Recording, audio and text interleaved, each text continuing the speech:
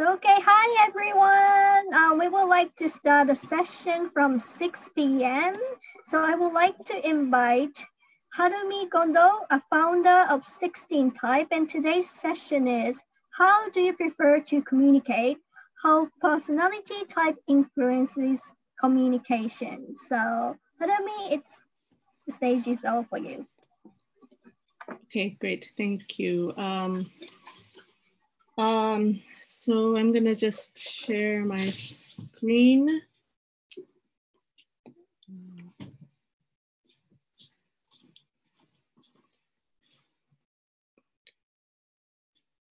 Okay, is this showing up full screen?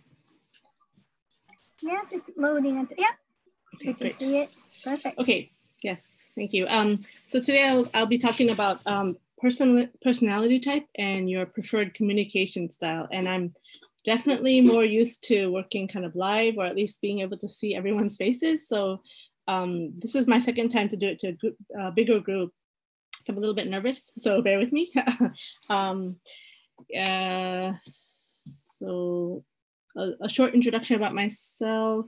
My name is Harumi Gondo. I was born in Kagoshima in Japan, but I moved to the US when I was 10 months old, and now I'm a US citizen. So basically I was in the US up until about 9 years ago.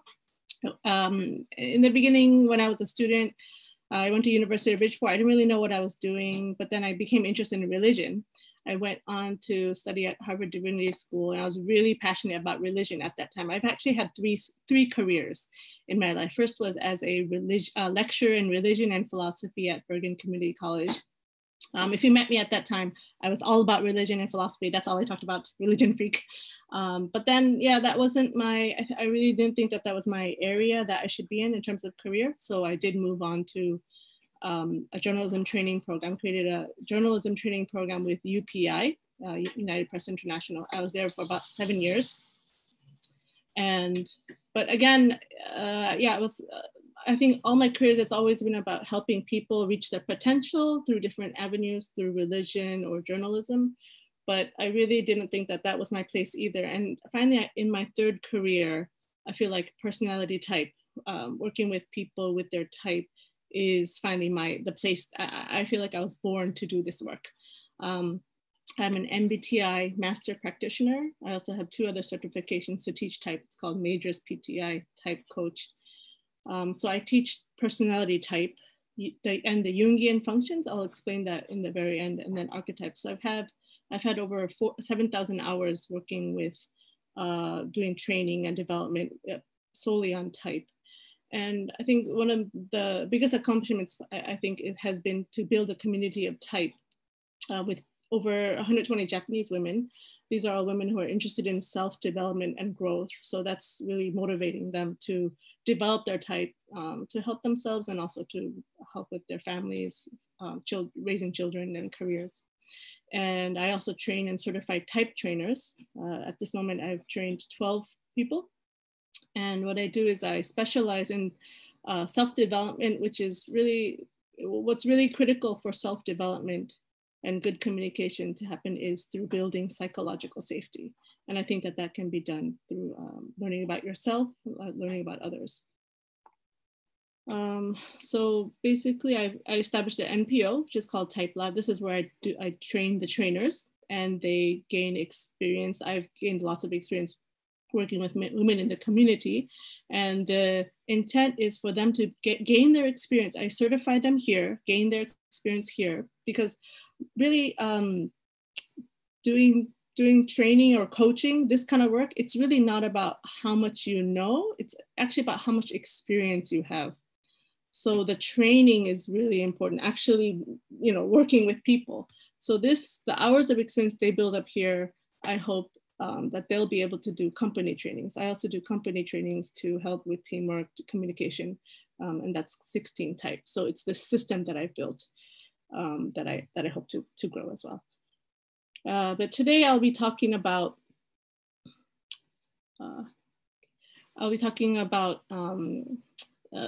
just the basic theory behind type.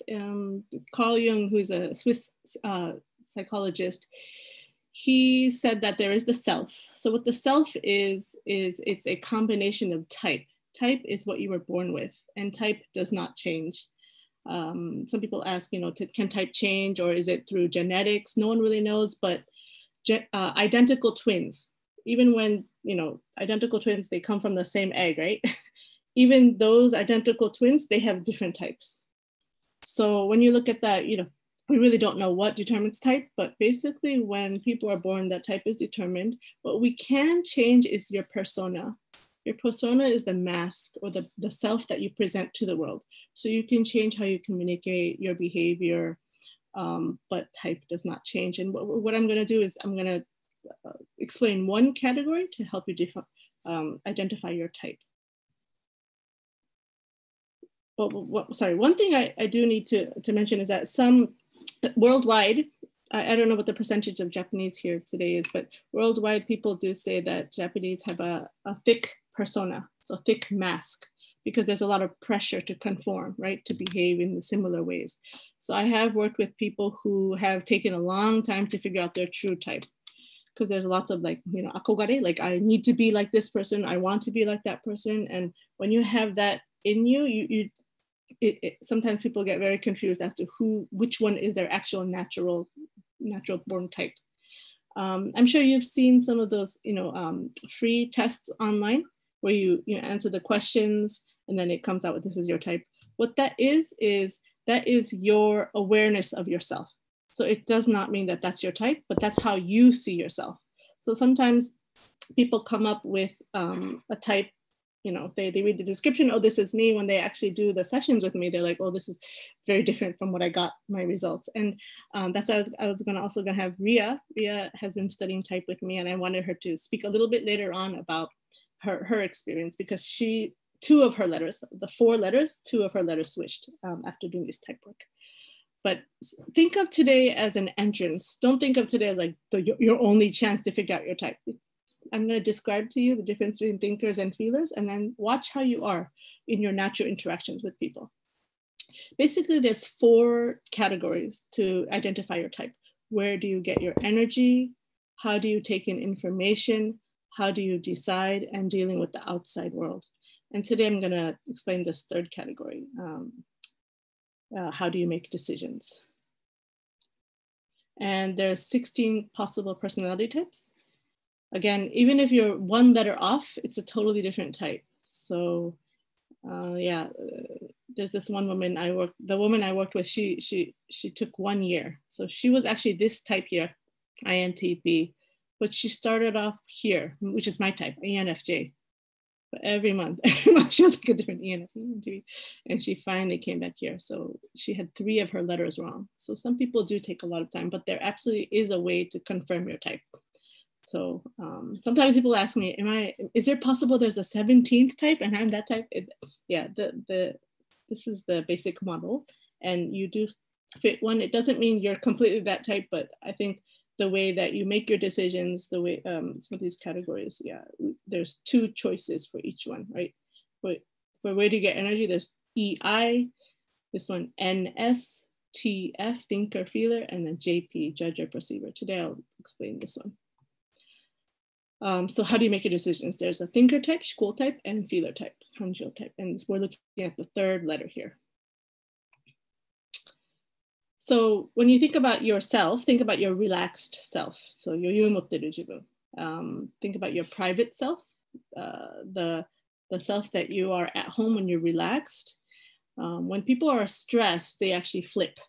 So they do things very differently. Sometimes when you lose control of your emotions, you're like, I can't believe I did that or said that, or under stress, we do things that we're ashamed of, embarrassed about. That's because we flipped our personality. So please be careful. If you are under stress, then just take a deep breath and think about your more natural self.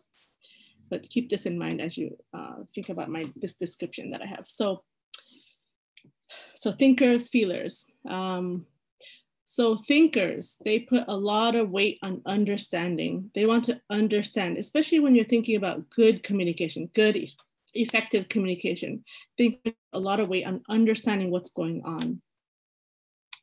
And feelers, when they want to have a good communication with someone, they're really putting a lot of weight on sympathizing. So it's not so much on understanding, but really on sympathizing. So in order to understand what the thinker is doing, is they're putting a lot of weight on the words that are being communicated. What is this person saying? And in order to be able to understand, logically understand what is being said, when the feelings come up, it disturbs the clear thinking, right? Sometimes when you get very emotional, it's very difficult to rationally make decisions, right? That's why the thinkers, they don't want those feelings coming in to interrupt the thinking. So they really want to put the emotional and personal viewpoint aside. So what thinkers actually do is they will a lot of times not look at the other person's face, focus on the words, right? Because they don't want to be disturbed by the feelings coming out. Interestingly, also thinkers, even if a lot of emotion is coming out of the person's face, sometimes they're not even reading that. They can't even see that the person's irritated or upset. For the feeler, the goal is to sympathize. Sympathize is to have this kind of social harmony with the person that they're communicating with. And so in order to have that kind of balance there with the emotions and the social balance, social harmony, what the feeler is doing is really focusing on the social feedback, voice, tone, body language. And I have this video, might not have enough time to show it today, but I have this video of these feeler women talking. And one of the feeler women explains it very well. This is her, this is not all feelers, but she was saying, sometimes she's really focusing on the body language and the voice tone, so much so that she doesn't know the content of what is being said, but she can guess what the person's kind of thinking or feeling based on the movements. So it's interesting, it's very different from thinker, because what the thinker is doing is they're trying to pick up numbers, data, information, facts, right? They're really listening to what is being said, because these data, the numbers, the data, the information, the facts, these things will help them to make these clear decisions. And that's what they want to do. And when they can do that, then they feel assured with their decision. So for example, thinkers are, even when they're talking about people, they're interested in hearing, where was this person born? How old was this person? Those kind of data can help them understand that person more, right? Whereas feelers, what they're really interested in is the emotions or the personality or the values of the person or the relationship that they have. So they're asking, what kind of person is the person? What's the personality? What is that person's personality? Those are the things that they're very interested in talking about. So I actually have found that a lot of times before people know type, feelers naturally are very interested in people's personality types, what you like, But thinkers aren't so interested in talking about people. It's kind of boring for them. But once they know type is a tool for them to help understand people. So then they become very interested in talking about people, because it's like this data set that they can trust, this kind of objective data that they can talk to understand people. So let me just, I'm wondering, maybe could we get just like a kind of quick overview, maybe, oh, hi Melanie. Can we get a quick kind of, if you think you know what your type is, or if you think you're a feeler or thinker, can you chat it in the chat box there? Maybe we could just get a kind of overview. Some of you have been studying type with me. It's good to see your faces. Okay, okay, Lisa's feeler, thinker. And if you're undecided, that's good too. Okay, oh, Janice is here. Ria's thinker. Okay, so we have kind of mix here of thinkers and feelers.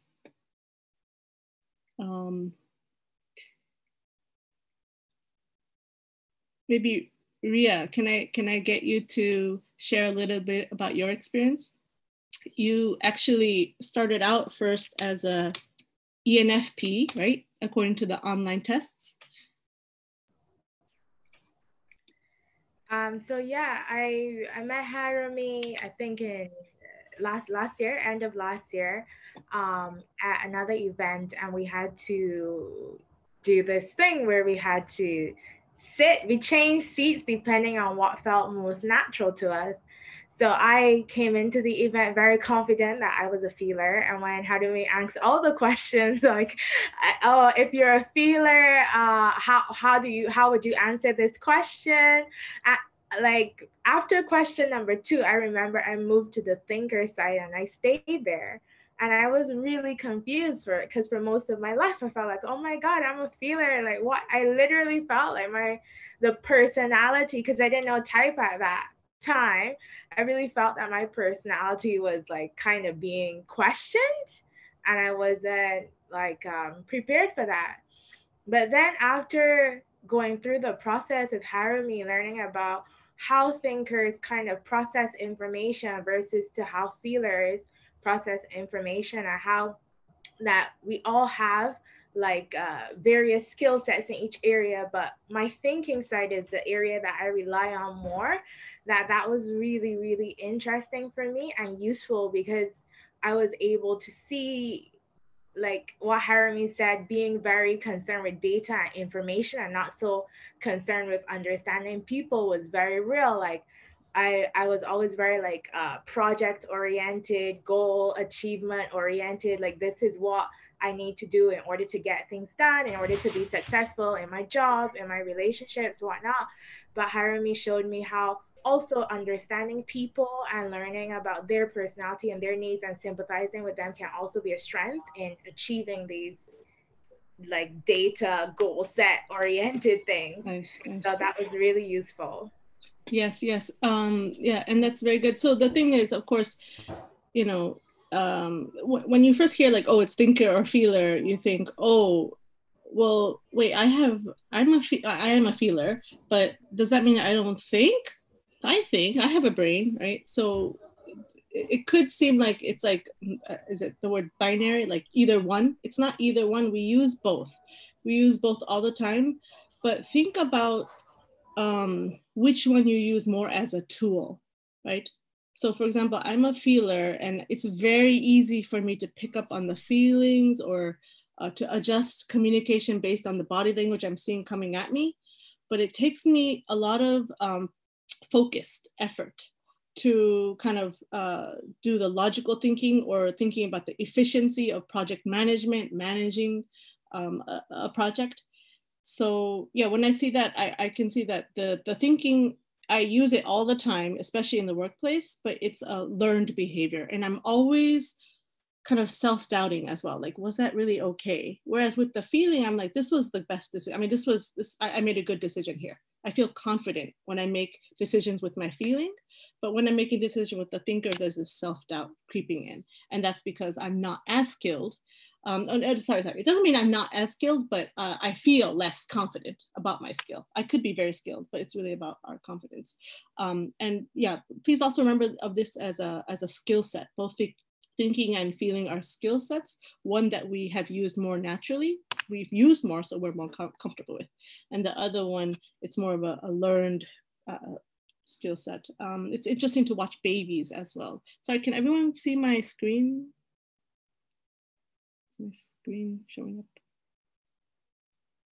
Lisa, can you see my screen? Yeah, I can see your screen. Okay. Yeah. You know, it's interesting to watch babies as well. I think I personally think I work with a lot of oyako, like parent-children sessions as well. And it's just interesting to see that even kids, you can pick up their type. A lot of times with thinker children, they will often frown at strangers they don't know, like, or glare, like, what are you laughing about? You know, when a stranger smiles at them, I can see thinkers like, what's so funny?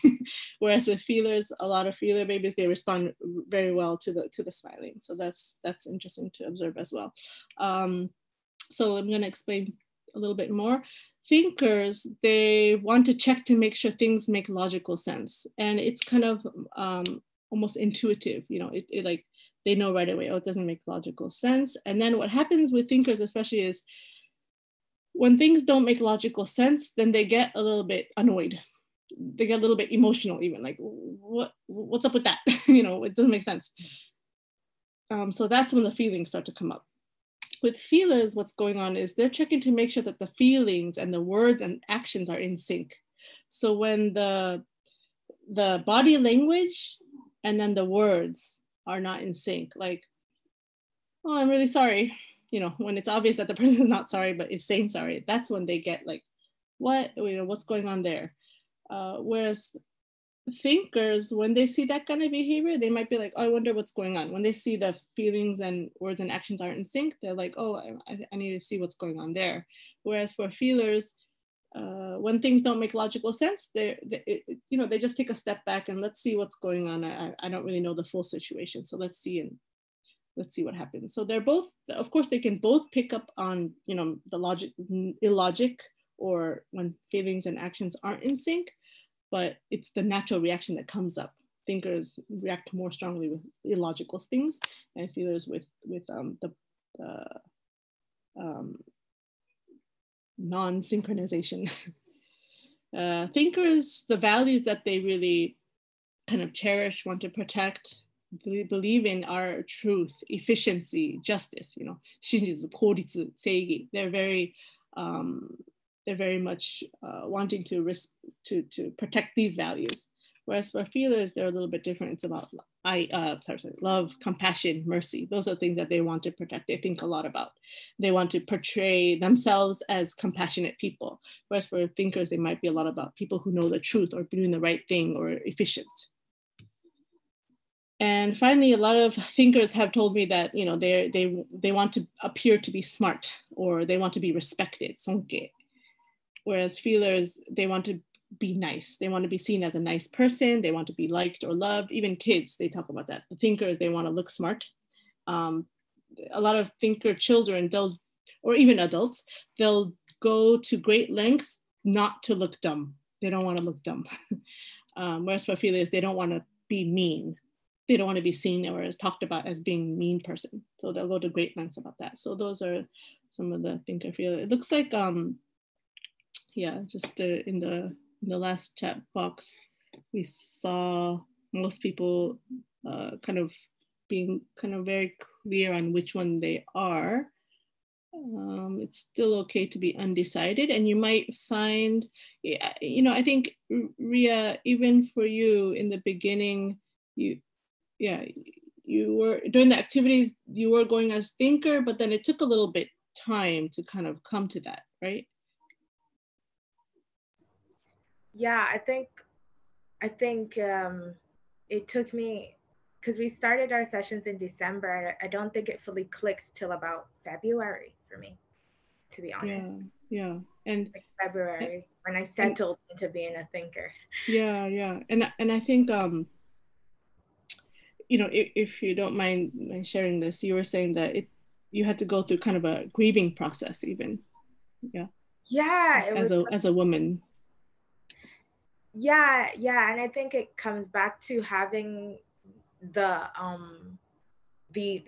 idea that, you know, like being a thinker, it means that you don't have feelings or that you're cold, those kind of things, and coming to terms with the idea that these aren't indications that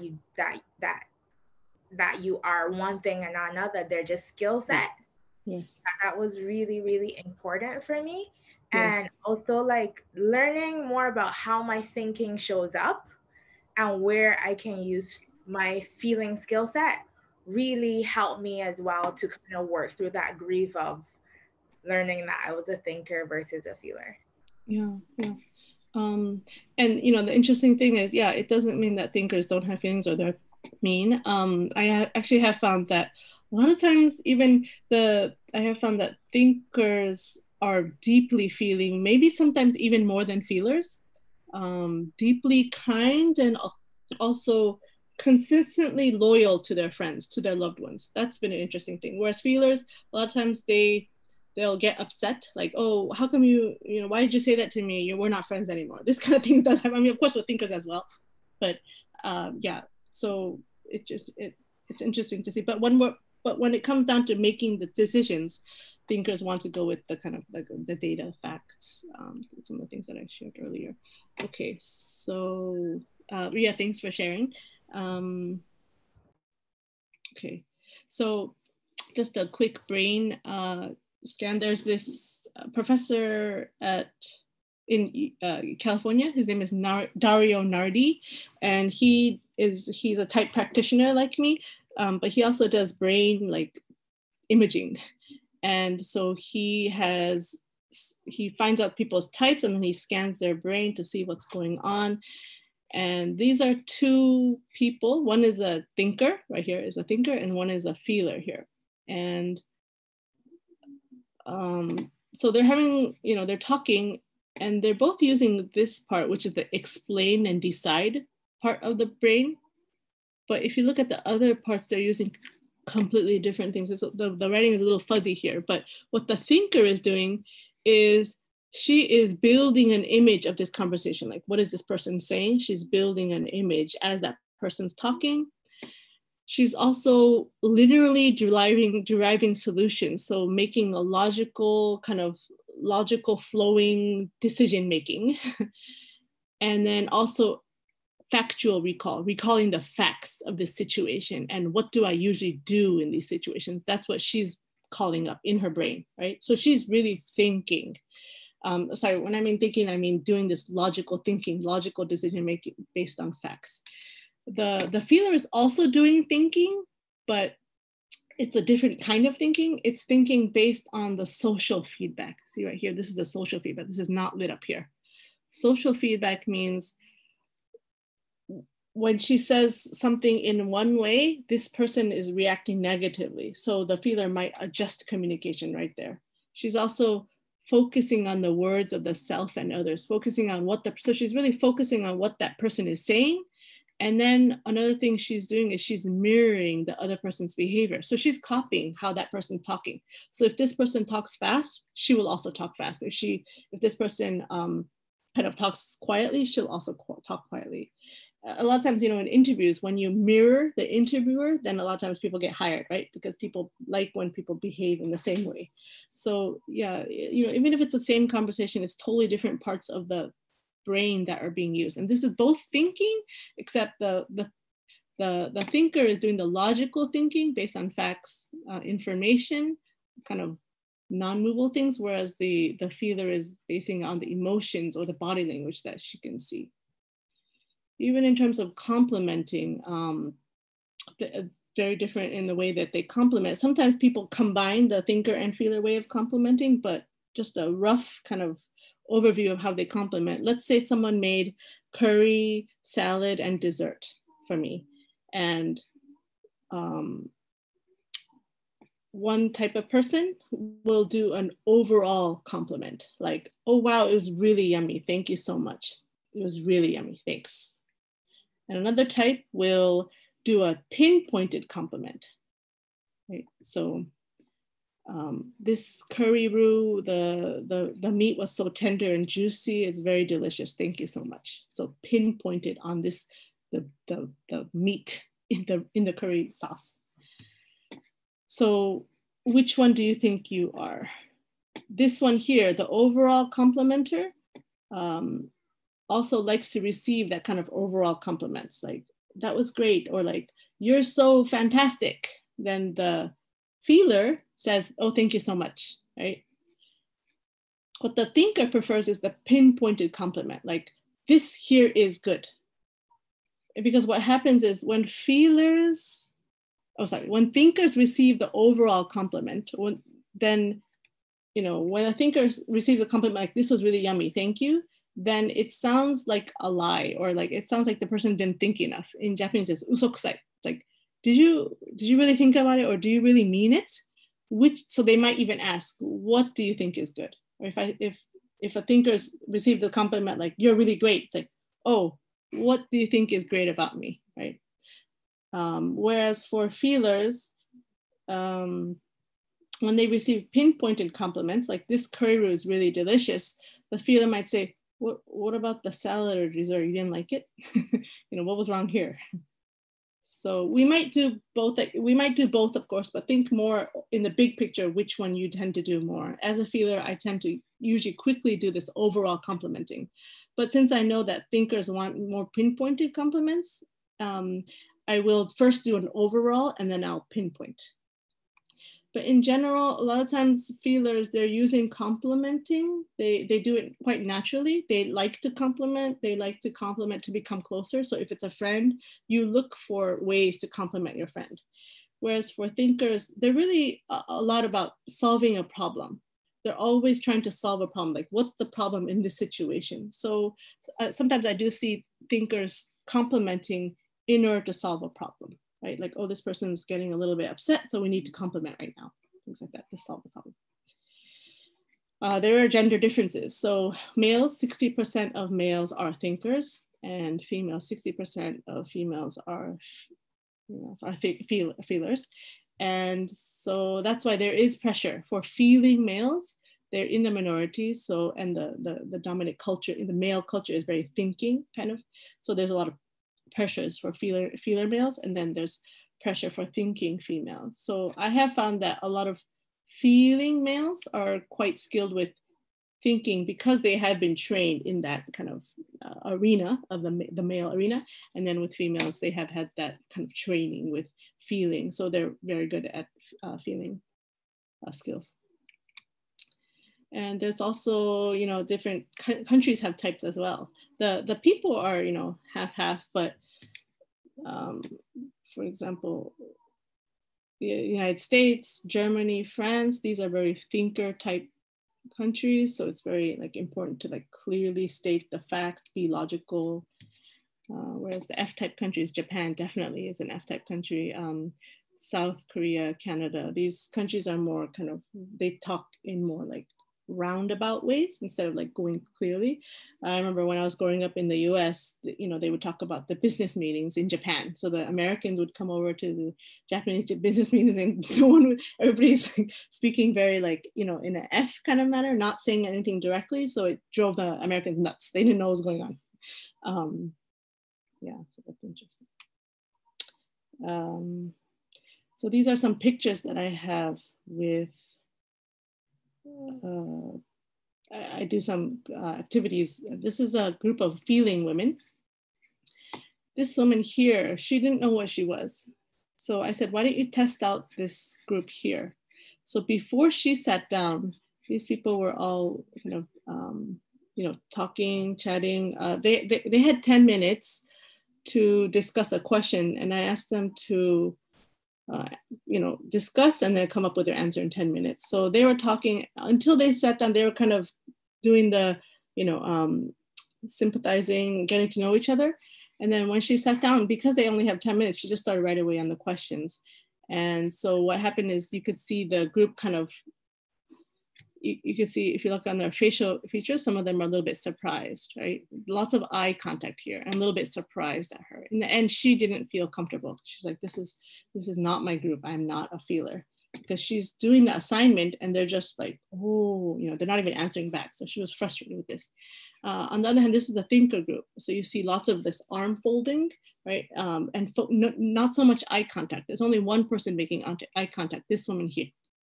And she wasn't sure she was thinker or feeler, so I had her try it out. After this kind of engagement, she said, I'm definitely a feeler. So yeah, very little eye contact, because what's going on when there's eye contact, as you can see with these men, when eye contact is made, then the thinking, they can't think clearly. So they want to, you know, separate from what's happening in front of them, the emotions coming out, so that they can think clearly and state what they want to state. Okay, we could ask Janice. Janice is, oh yeah, there you are, Janice. Janice, do you want to share a little bit? Janice, actually, you were also F in the beginning with the online test, maybe, right? ISFJ, but then you found that you're a thinker. Do you want to share a little bit about your experience with that process? Okay, sure. Hi, I'm Janice. So I did the online test and I got the result of being an ISFJ.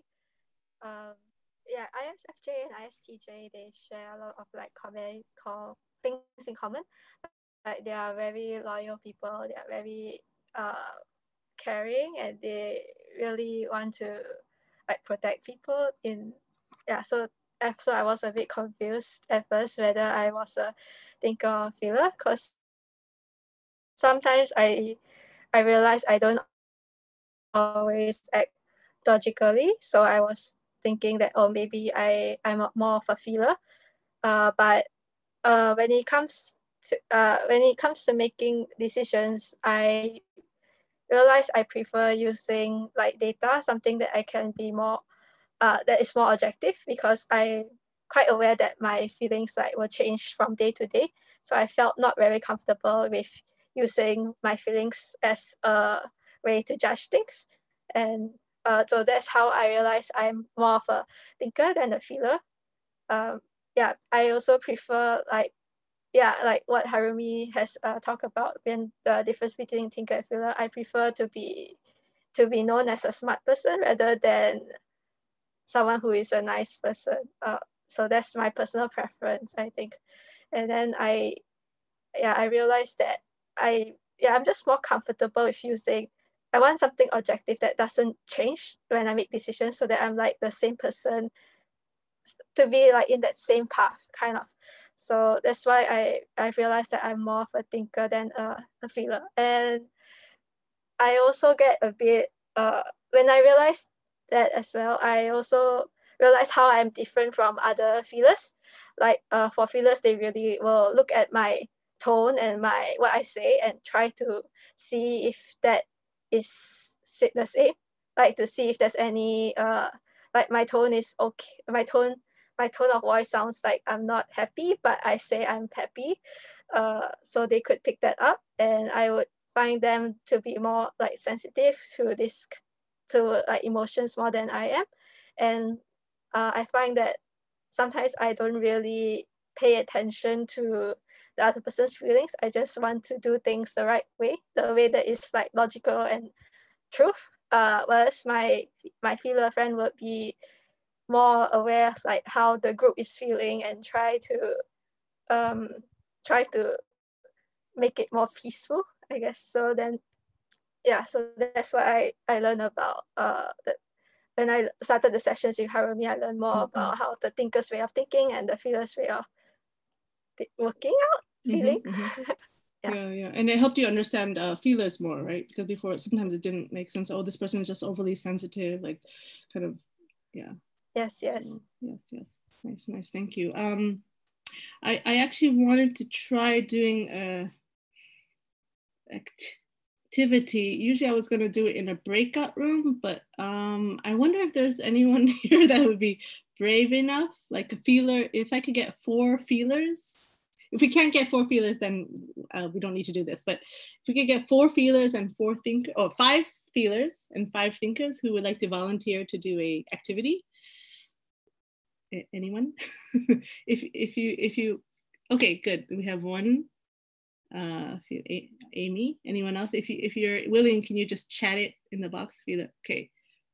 So let's do a feeler first. Okay. What kind of activity? Sure.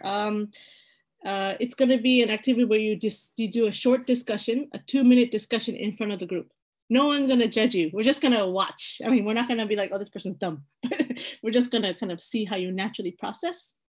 I'm going to give the instructions after I get volunteers. But so far we have Amy, Nancy, any other feelers? Let's try. Okay, so let's do the thinkers first then. Thinker. Can we have maybe 2 more? Janice, Ria. Okay. So what I'm gonna do is, so if you're not participating in this activity, maybe please turn off your video. Yeah, I'll keep mine on just for the instructions. Okay, so this is what we're gonna do. And if you don't want to turn on, if you want to be in this activity, but you don't want to turn on your video, that's fine too. Okay, so what we're gonna do is, you are in a boat. You are in an ocean with shark-infested waters. So there's an ocean and there's sharks in the ocean, and your boat is going to sink due to all the weight, unless you can get 2 people to get off. So there's 4, I think there's 4 of you, right? There's 4 of you. And if you can get 2, sorry, is there 4? I think there is Janice, Benjamin, Gija, me, Ria. Okay, 4. Yeah, 4. So if you have to get 2 people to get off. So you have 2 minutes now to discuss which 2 people are going to get off. So please, how will you decide who's going to get off? Ready? Go, 2 minutes. That's like almost half of us.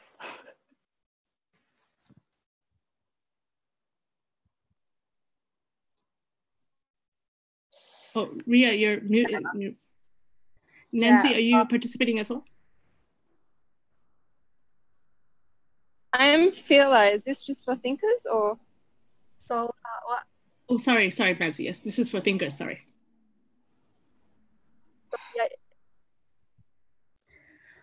Yeah, so there's like, it's 4 of us, right? And 2 of us have to get off. Cool. All right. I'll ask whether anyone have that strong desire to leave or. Benjamin, we can't hear you. You've got turn on your, yeah. I'm sorry. Yes. Now I can. Sorry. Can you hear me? Yeah. Yeah. Oh, hi there. Thanks. Thank you. So I'm a thinker. Let me start first. I'm going to go for who is the heaviest. Yeah, I was thinking the same thing. And I think I am the heaviest, just looking at you guys. No, there was nothing personal.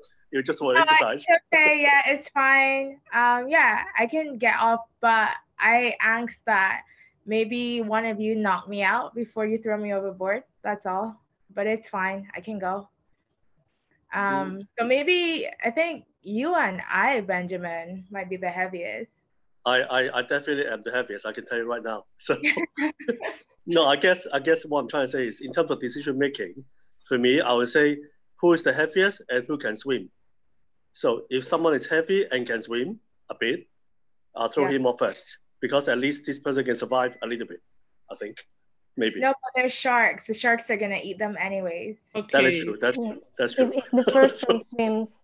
Okay, thank you. And yes, that's 2 minutes. Thank you. Okay, now we're gonna switch with the feeler group.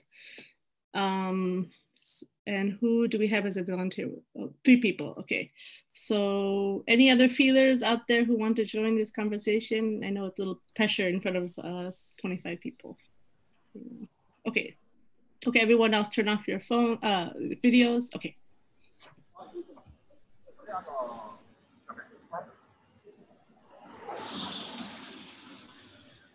Okay. Please make sure you are unmuted, Amy. Okay, so 2 people have to get off the boat. Okay, so can you repeat the question if you don't mind, Harumi-san? Yes, you have 2 minutes. You're in shark-infested waters, the 3 of you. 1 person has to get off, or else you'll all die, right? It's shark-infested water, so you have 2 minutes because the boat is sinking. Please start now. Because I am a swimmer, I can swim. Do you swim fast enough? Because I am a swimmer too, so I can. Right. So, are you guys volunteering? It sounds like we have volunteers. Let's see.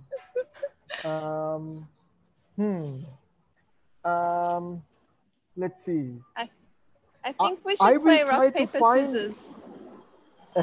I will try to find if there is like, because I'm assuming it's a big boat, so I will try to find if there is any kayak, what do you call, like a pad? Like yeah, a raft. Yeah, like a raft to either kind of pull away the boat as fast as I can. So that means we And save every single person on the boat. let's see. What else?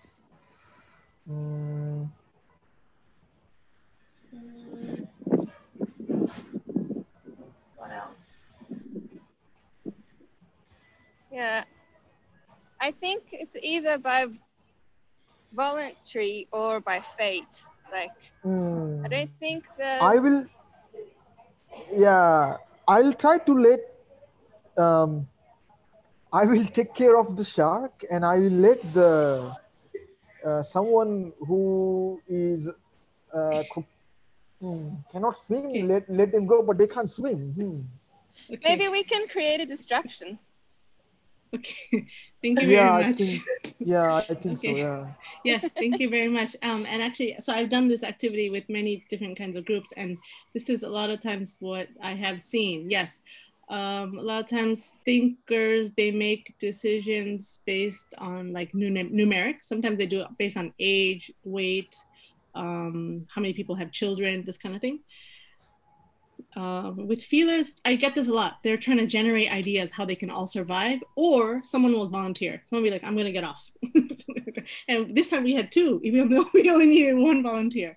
But some of the patterns that I've seen actually is that when I even discussed this activity, when I explained this activity, a lot of times thinkers are like, this is not gonna ever happen. This is stupid or something.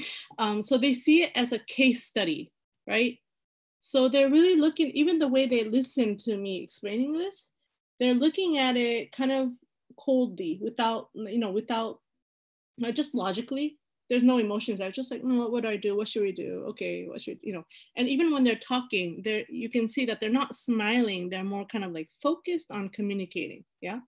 Whereas with feelers, yeah, there was a lot of smiling going on, also generating, making sure that everyone's doing okay, this kind of thing, including, and there's this one type, especially the NFP type. If any of you know your type, the NFP type, they will volunteer to sacrifice their lives for other people, because they're like, I would feel bad if I was the only one that lived. So those are some of the things. The feelers, when this activity is being stated, they immediately imagine themselves in a boat, and they're like, oh my gosh, it's sinking, so the emotions are actually going up. So it's kind of like they're actually in the situation. So in an actual situation, we don't know how people will be. It could be that the thinkers actually get more emotional, yeah, in an emergency situation. And it could be that the feeler can actually be more kind of coldly calculating what's going on. So it's interesting. But I think when we're at ease, when in our relaxed state, the thinkers are using their thinking skills, and then feelers are using their feeling skills. Okay, and just some quick tips for thinkers. Remember to periodically check the other person's face, voice tone, body language, not just when it's too late. A lot of times I do find that thinkers, they're picking up on the emotions of the other person when they're already too angry.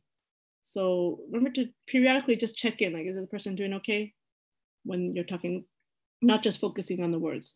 Remember also that relationship building and effective communication skills are social skills. It's not just personality, it's skills that people have. So I would encourage you to build up your social skills. This is EQ, right? Emotional quotient. And when you're dealing with people, because everyone has feelings, even you have feelings, it's best to be conscious of feelings when dealing with people, even with thinkers. Even with thinkers, they do have feelings as well, so best to consider the feelings when you're dealing with them. And finally, I think the biggest advice is check your own feelings too. Chances are that sometimes, thinkers, they bypass their own feelings. They don't know that they're under stress. So they're not aware that they're being as emotional. With feelers, quick tips are, problems can often be solved with direct and honest communication. Being nice or liked isn't always the best solution in the long term. Definitely. I know when I was a young manager, I was managing people, my goal was to be liked by everyone. And I think I was confusing a lot of people because I didn't want to directly communicate what was wrong. And so, it was very frustrating. I even almost got sued by this one thinker because he's like, you're giving me these double communications. I don't know what's going on. So yeah, honest and direct communication, it takes practice to do that. I encourage you to practice that. Remember to develop and practice your thinking skills and discuss with someone who can help you solve the problem, not just sympathize with your situation. Solving the problem means taking the emotions out of it and looking at the facts in front of you. So if you have someone who can help you go to that place, then I think you can solve the situation that you're dealing with. And finally, thinkers are often straight-faced and unaware of their own feelings. So sometimes feelers categorize thinkers as mean, rude, or even evil. I heard people that she's evil, but actually she was a thinker. So sometimes there's this total misunderstanding of thinkers and feelers towards each other. Sometimes thinkers, they think feelers are dumb as well. Sorry, rushing with time. Oops. Sorry.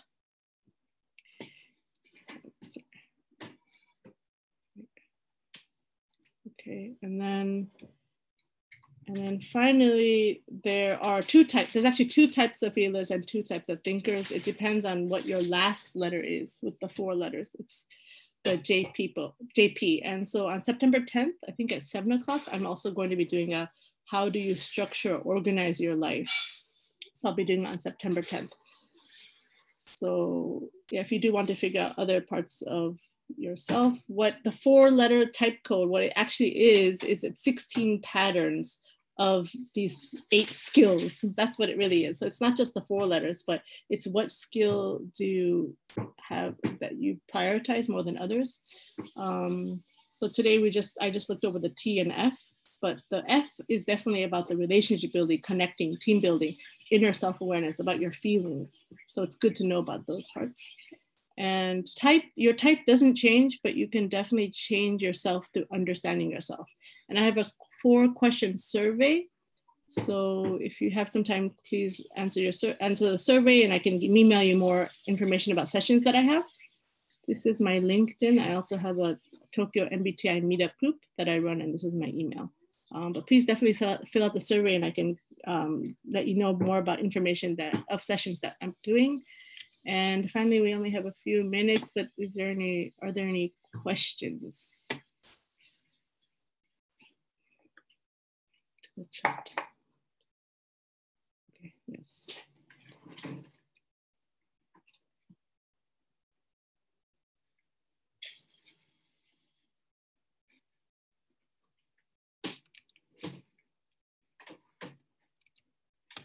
Okay, yes.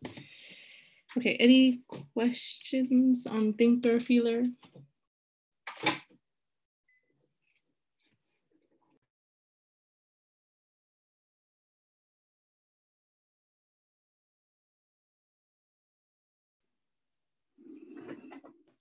The getting off the boat thing is like jumping around to different venture cafes. Yes, right. Yeah, I was in one of those tables like, can we just leave if we're bored, or what is this? Isn't that rude? Yeah, did you guys go to the Remo? I think it's called Remo room. It's really cool. You could choose which table, and then I guess you could just leave whenever you want. But it's cool. Please check it out. I'll be there as well. So if you have any questions. Carl, what about you? Are you thinker or feeler? I'm a thinker. I'm in Okay. I'm United States, so I'm thinking.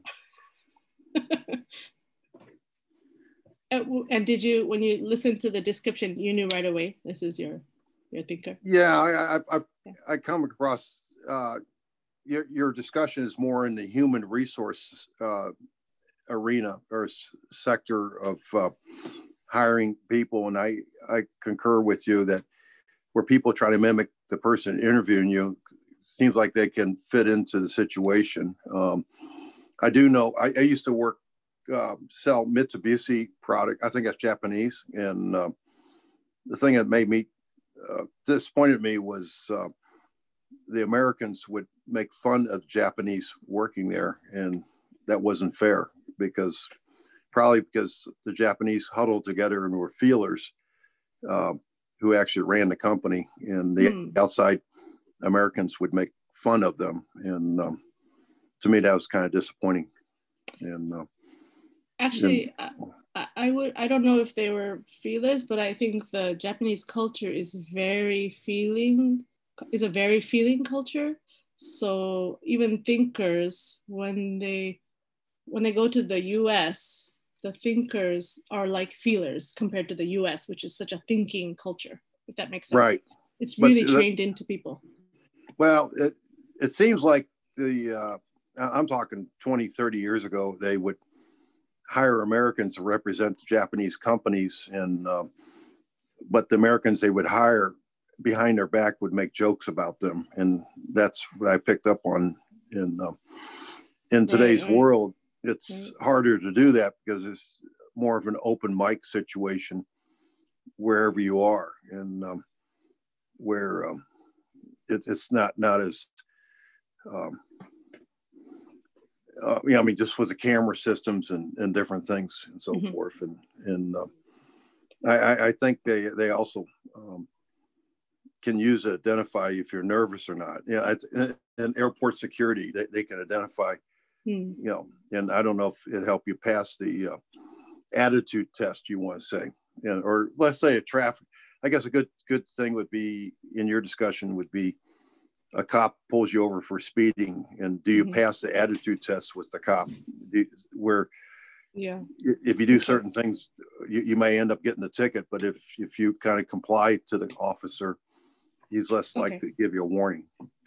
Okay, Carl, I'm just going to go to the next question. There's a question here, and this is a good question. Is my understanding correct? This is from Farid. Is my understanding correct that the classification is generally binary despite the 16 subtypes? And to answer that question, I'm just going to go back to one of the slides I had in the very end here. What, it almost seems binary, right? So you're either a thinker or a feeler. Yes, but if you look at this here, like for example, my type is this ENFJ. So feeling is very high up. Oh, actually, a better example would be Melanie, who's here. Melanie has feeling here. The feeling skill set is here. Of the 8 skill sets, there's the feeling right there, but right behind the feeling is the thinking right there. So of the 8, so it is binary in the sense that it's like she's a feeler, but she has that thinking, that logical thinking skill right behind. So very, very easy to access. So sometimes people are very confused. I don't know if Gija's still here, but Gija, this I'm still here. The thinking efficiency, but right under efficiency is the feeling, right? Yeah. So it's easy to confuse. Like, am I a feeler or a thinker? That's often what's happening. Yeah, and sometimes I do feel a bit confused. Yeah. Me too. Yeah, me too. Sometimes I'm like, sometimes am I really a thinker? But then when I look at, when you know about the functions, those little letters that I was showing you, then you can confirm, well, no, I am a ENFJ type.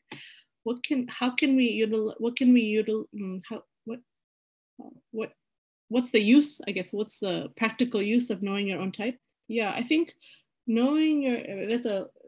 simply stated, knowing yourself, it's like knowing what makes you happy or what makes you shocked.